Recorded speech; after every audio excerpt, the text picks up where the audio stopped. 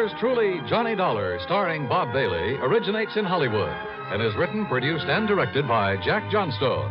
Heard in our cast were Peggy Weber, Virginia Gregg, Bartlett Robinson, Joseph Kearns, and Russell Thorson. Be sure to join us next week, same time and station, for another exciting story of yours truly, Johnny Dollar.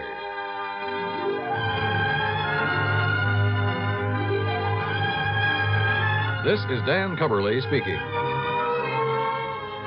Dan O'Hurley stars as Rudyard Kipling's fascinating man who wanted to be king in Suspense, next on the CBS Radio Network.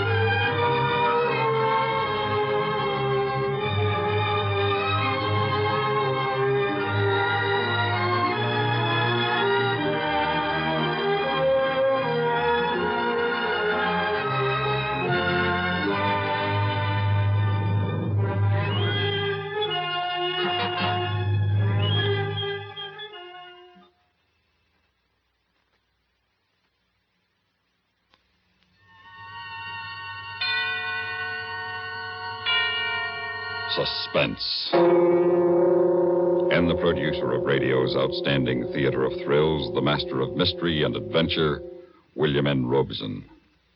A man must be born to be a king, or trained for it. Daniel Dravett and Peachy Carnahan had neither qualification. Indeed, all they had was ambition. But they made it, and they learned the hard way that uneasy lies the head that wears a crown. Listen then as Dan O'Hurley stars in Rudyard Kipling's great story, The Man Who Would Be King, which begins in just a moment.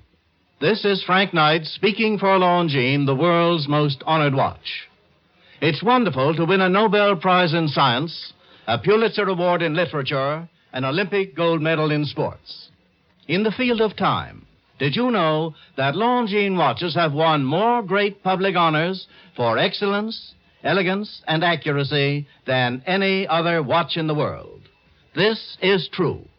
For close to a century, the highest authorities have ranked Longines watches as the finest achievement in the science and art of watchmaking.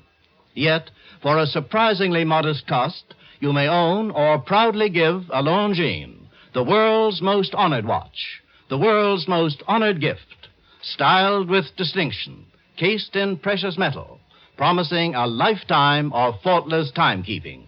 See your authorized Longines Whitnor jeweler. He will be honored to serve you. And now, The Man Who Would Be King, starring Mr. Dan O'Hurley. A tale well calculated to keep you in suspense.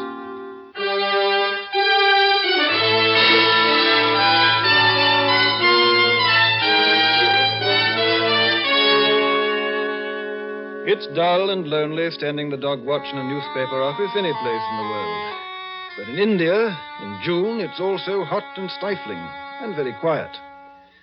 I was so occupied one night with nothing more important to do than wait for some trivial item to clatter over the wire from Europe, when my office door slowly opened, and a ghost, stood there.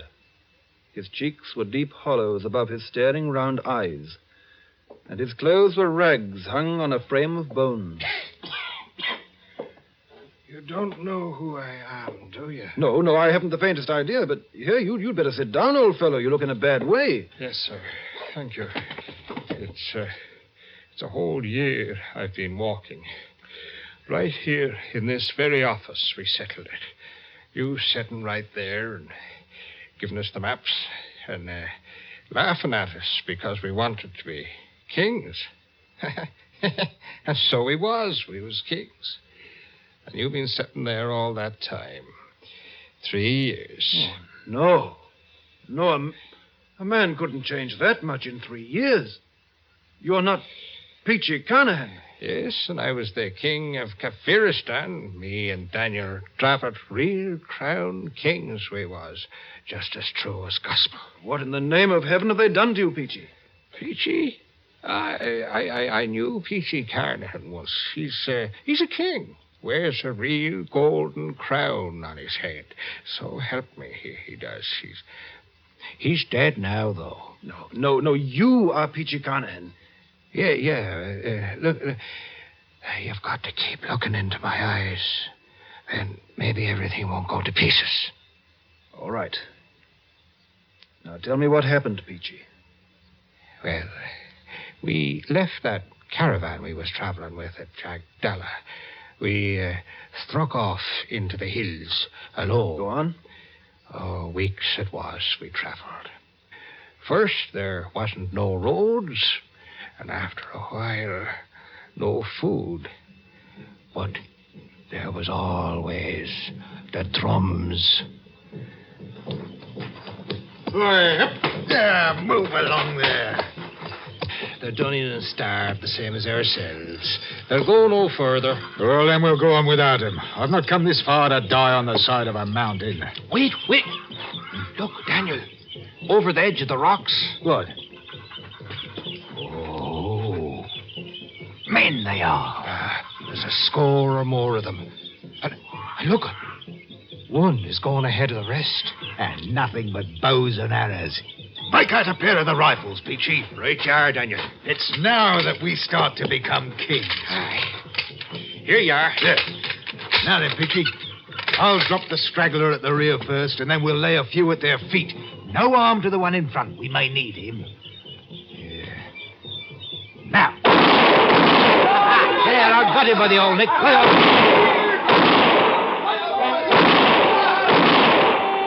Hold it, Daniel, hold it.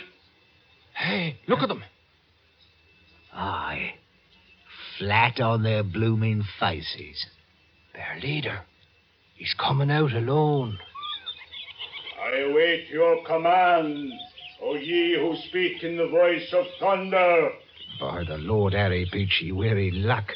That's the old Afghan tongue he speaks. Speak up.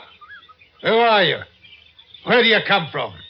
I am High Priest and Chief of the village of Bashkai. A journey of only a few heartbeats. What's your name? Mazul Khan Jabdalu. That's too long. What should we call him, Peachy? Do you know, he has the look about him of an old soldier and friend of ours. Huh? Billy Fish. Oh, so he does, yeah. We bestow a name on you. From now on, you'll be Billy Fish. As you command, I obey. All right. Then put this on your drums. Tell them 2 kings have come out of the mountaintops. 2 kings that speak in words of thunder so the earth trembles. Tell them 2 kings have come to Kafiristan.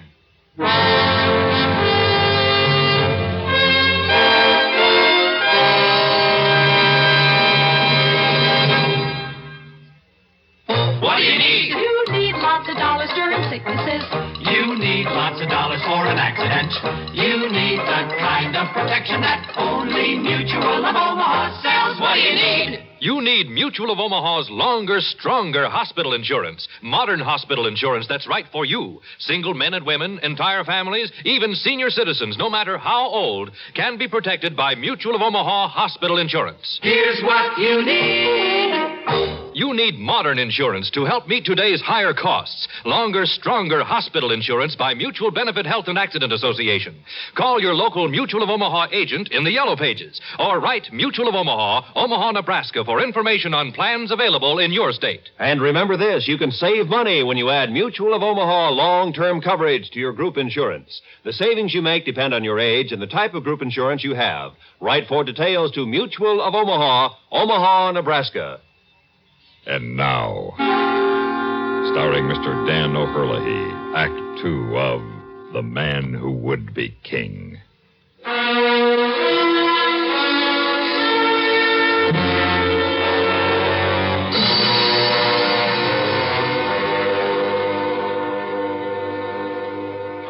And you, Peachy? Daniel, why are you sitting here in the dark? I've been thinking. A man has to stop and think sometimes. About, anything special, Daniel? Look at 'em, Peachy. Look at their blinking campfires gleaming in the dark like the jewels in a crown. Yes, Daniel. You done a fine job for sure. All 23 villages you joined together as one. They're ours now. Every man, jack, woman, and child. We own 'em, body and soul. Aye, we're kings now, Daniel. Not proper kings yet, but we will be. Sooner than you think, Peachy. Huh? How's that? Billy Fish told me something today that fair amazed me. These people know the craft. What? You mean that they're Freemasons? Oh, Daniel, it can't be possible. So help me, it's gospel true. He give me the grip and everything. It's old masonry is. It's older than the memory of man. And up here in the hills, they've been preserving it all these years. Yeah. Well, why, some of the high priests know up through the feathercraft, but they don't know the third degree. See it, Peachy? They don't know the third degree, but we do. Daniel, what is it you're fixing to do? Do? We're going to be proper kings. We've got 'em going and coming. Now, I'm going to turn the whole country into one grand lodge, raise some of the priests to third degree, and for me, I'll be the Grand Master of Kafiristan. You haven't got the right to. We never been officers in no lodge. Yeah, right. What's a king got to do with asking for a right? I'm against it, Daniel. It's no good to go fooling around with the craft. You talk like an old woman. The thing will work, I know it will. We'll make it a blooming ceremony. Regular aprons with the symbols and the marks. All for us, Peachy. The kings of Kafiristan.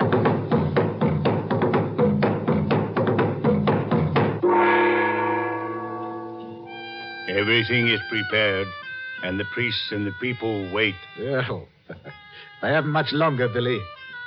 You know, Peachy, how do you like my apron? Oh, it's a wondrous sight for fair, Daniel. Yeah, it made of white ermine skin it is, and the master's mark with emeralds. Come along now. You ready, Peachy? Right with you, Daniel. Then out we go and onto the temple steps.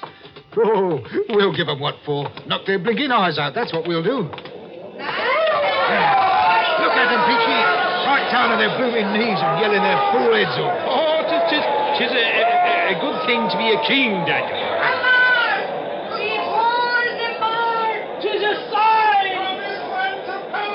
Stand where you are, Master. They recognize the mark. That great stone in the floor. Why do they turn it over? Wait.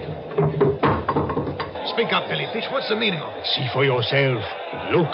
Daniel, carved on the back of the stone. Yeah. It is the master's mark, all right. And the same as the sign you wear. Only a few of the priests have known of the hidden mark on the stone. What does it mean? The many who have doubted you were a god, doubt no longer. Now, and you, Billy, what do you think? I, Master, I think that now it is the time for these. Daniel. Golden crowns. Aye. How they glitter. Fit for the brow of a king. Oh, 'tis what we come for. Yeah, here now. Put 'em on, and we'll crown ourselves in our own right. Yeah! Listen to them. You know something, Peachy? We come here to be kings, and that's what we are, all right.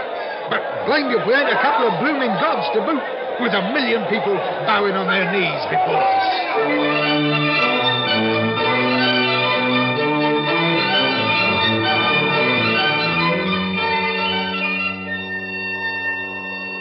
Mark that wind outside, Peachy.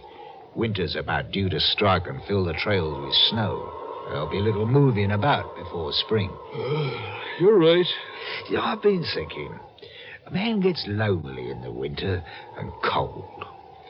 Aye. So, Peachy, I've decided to take a wife. A wife? Who? My room. The girl who brings the food. Oh, she's a well-favoured wench. But you can't do it, Daniel. We made a contract with each other. That was until we was kings. Well, kings we've been these many months now. It's no good. It's no good. I'll tell you now I'm against it. Against it. You was against using the craft, too. But look what it done for us. This is different. Billy Fish will tell you no the same as I do. Billy Fish, yeah. Who's the king here, him or me? Me mind's made up. 3 days from now, I shall have me a wife.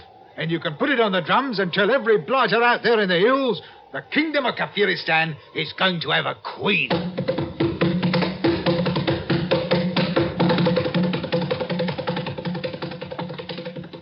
Yeah, what's keeping her, Peachy? They should have brought her in here half an hour ago. I don't know, Daniel. How about you, Billy Fish? You put them up to stalling off deliberate like? Certain preparations must be made, Master. She's across the court with some of the priests. Maybe they're trying to hearten her up a bit, Daniel. She thinks she's going to die, you know. Die, indeed? Master, it is against the laws of heaven for a woman to marry a god. I'm not a god. I'm a man. You know that by now, Billy. I should not want to think so, Master. But either way, this can mean only trouble. I beg you to reconsider. Then I beg you to shut up, Billy. I'm through with waiting. I'm going over there. Master, please. We've got to go with him, Billy. Come on. Come on now, you bungling fools. Bring out the girl. Well, now that's better. There, girl. This is no way for a bride to behave. Come on, now, smile now. You can give us a kiss. Why, that wench has bitten me. The blood, Master. Don't let them see the blood. Look! Blood!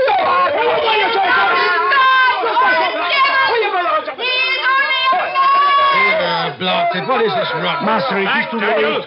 They're coming with knives. They can't do this. I'm the king. We've got to run for it, Master. Come on, Daniel. Come on.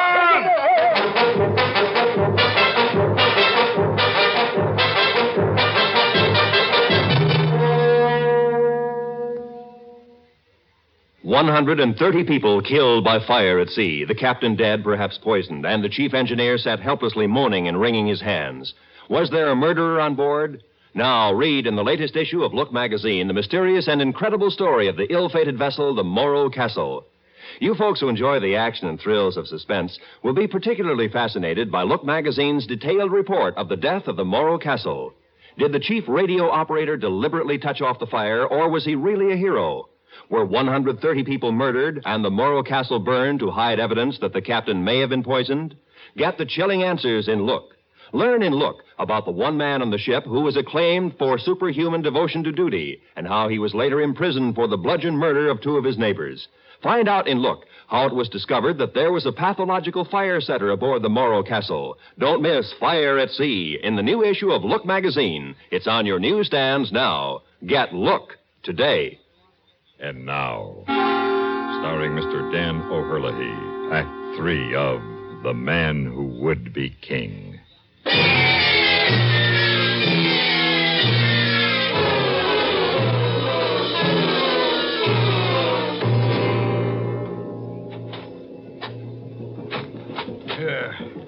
Confounded heathens.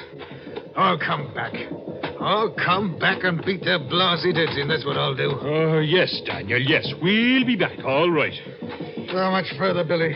Only a short way beyond this ridge, Master. Well, so far, so good. At least them blooming drums have stopped. We're at the top now, Daniel. And a right good climb it's been. Whew. Wait. Look. It seems the drums have come before us, Master. Cut off. No less than 1,000 of them standing there, quiet like, with them wicked long knives in their hands. There'll be no getting past them, Daniel. No. We're done for. Go on back, Billy Fish. Take your men away with you. Go with him, Peachy. It's me they want. I did it. Me. The king. Now, Daniel, we made a contract, you and I. Billy Fish, you clear out. I am your friend. I stay with you. Oh. You're a good man, Billy. They're coming now, Daniel. Hey, Peachy, No. Forget it, Daniel. I forgive you freely and fully. All right, then let 'em come. There's one thing they can't change, Peachy. We've been kings. Kings in our own right. Kings of all Kafiristan.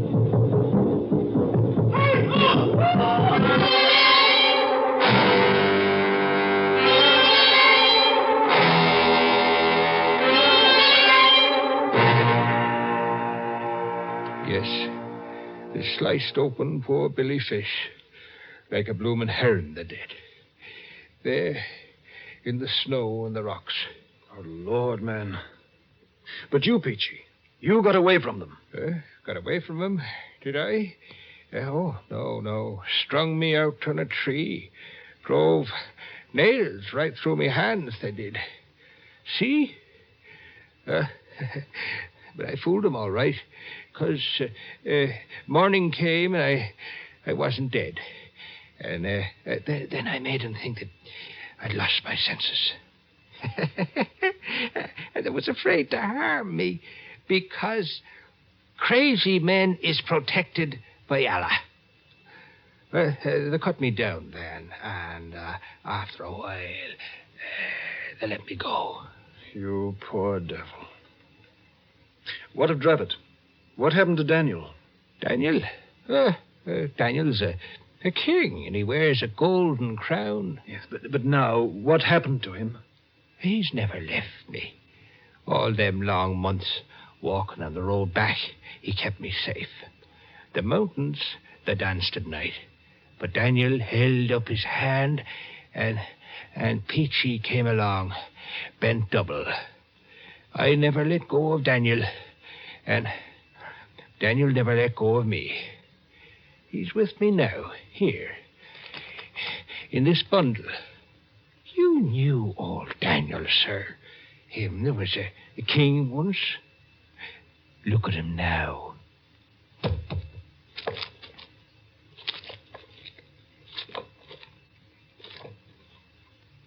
Oh, my...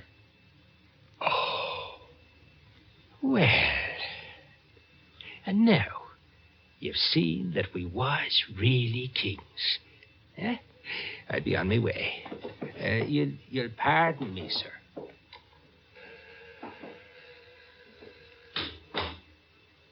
I let him go. There was little else to do. He was only hours away from his death. I sat there and stared at the contents of the bundle he had left lying on my desk. Stared as the pale shafts of dawn struck fire in the red beard. Stared at the golden crown, sitting too large and too heavy upon the wrinkled, mummified head of Daniel Dravitt, the man who would be king.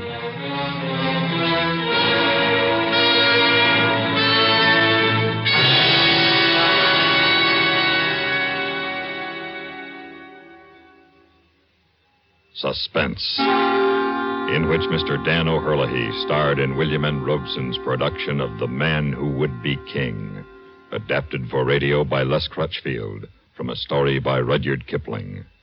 In a moment, the names of our supporting players and a word about next week's story of Suspense. A bunch of the boys are whooping it up every weekday on CBS Radio. Variety spices the airwaves with fun every time CBS Radio turns them loose. The boys are Pat Buttram, Art Linkletter, and Galen Drake. Here's a threesome that's really awesome for its total output of sheer pleasure. The remarkable wit of Buttram, Linkletter's unending imagination in creating stunts and surprises, Galen Drake's way with words and stories. Put them all together, and you have a distinctly flavored, different sound only a network could assemble for your weekday pleasure, and only the CBS Radio Network does. Listen in daily, or as often as you like. With these boys whooping it up as you move about the house, one thing that's out the window with the dust is boredom. The Galen Drake Show, Art Linkletter's House Parties from Hollywood, and Pat Buttram's Just Entertainment. One at a time or all together, they're good, clean fun in every weather. Try 'em often. Supporting Dan O'Herlihy and The Man Who Would Be King were Lillian Bayeth, Ben Wright, Jane Novello, and Richard Peel. Listen. Listen again next week. when we return with Mr. Raymond Burr, starring in Edgar Allan Poe's great classic of terror, The Pit and the Pendulum. Another tale well calculated to keep you in suspense. This is the CBS Radio Network.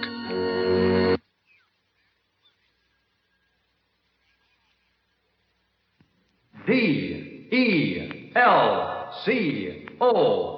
Delco.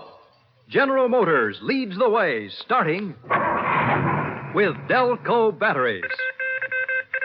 And now from CBS News headquarters in New York, Delco Dry Charge Batteries presents Richard C. Hotlett and his analysis of the news. Good afternoon. Khrushchev in Albania has not yet explained why the elephant is so interested in the mouse. Some remarks after this brief message from Delco. A highway road service receives many distress calls during the course of a busy weekend. But you know something? Hardly anybody runs out of gas these days. Many of the emergency road service calls come from drivers not giving the car's electrical system the attention it should have. The thing to do is to have your electrical system checked regularly to prevent this sort of inconvenience. Ask the man who carries Delco Remy parts to check the electrical parts of your car. Top quality parts like Delco Remy parts are a sign of expert, conscientious service. Look for the familiar orange and black containers that hold the finest in auto electrical parts. Delco Remy parts. Now, Richard C. Hotlett. Prime Minister Nikita Khrushchev is concluding the first week of his visit to Albania, and there is still no specific explanation of his long stay. In the 12 days he plans to spend in that tiny satellite, Mr. Khrushchev could almost shake the hand of every Albanian. But one can assume that the number one man in the communist world has something more advantageous in mind. This would not be rocket rattling. If he wanted to throw routine threats at Greece and Italy, as he's done, he could have done so just as well from Moscow. And in fact, he has a number of times in diplomatic notes and statements and in lurid warnings addressed to all countries that join in defense of the free world. Then, too, Khrushchev's exchange of warm greetings with Marshal Tito as he flew over Yugoslavia suggests that he will not use his stay in Albania to turn on the heat in that quarter. But the assembly in Albania of the Chinese Communist Defense Minister, the Prime Minister of East Germany, and representatives of other lesser satellites provides one positive clue to what Khrushchev may have in mind. Led by the three most important nations in the communist world, one aim of this gathering could well be to upgrade Albania and its party chief, Enver Hoxha. In Soviet terms, Hoxha deserves it. As the founder of the Albanian Communist Party and its first secretary ever since, he has followed the Kremlin's lead through thick and thin. He has done this even though he is the only party leader of the Soviet bloc who has not been trained in Moscow. 50 years old, 6 feet tall, with thick black hair and a taste for loud uniforms and many medals, Enver Hoxha likes to be called the champion of the workers, although he has never been one himself. He was born into a middle-class Muslim family, and he went to France as a student with a scholarship from King Zogu. When the grant ended, he got a job with the communist newspaper L'Humanité in Paris. He kept this job and continued attacking the Albanian government in his articles, even when he moved to Brussels as secretary to the Albanian Consul General. Moral scruple has never been his strong suit. Marshal Tito helped him found the Albanian Party and supported his partisan movement with weapons and advice so that Hoxha emerged after the war as the undisputed ruler of Albania. The Western powers had also helped him to fight the Germans, but hardly was the new regime set up when Enver Hoxha himself tore the British flag from the British military cemetery in Tirana and launched a hate campaign against the West that has not subsided. 2 years later, he followed Stalin's lead in turning on Tito, and since then has been unswerving in following the hardest Moscow line. In honoring and recognizing these qualities through an extended visit, Nikita Khrushchev and his high lieutenants are probably acting out a lesson as much for the communist world as for the West. This is Richard C. Hotlett in New York. Richard C. Huttlett and his analysis of the news has been brought to you by Delco DC Dry Charge Batteries. D-E-L-C-O. Delco. Oldsmobile starts with Delco, and so will your car. This is the CBS Radio Network.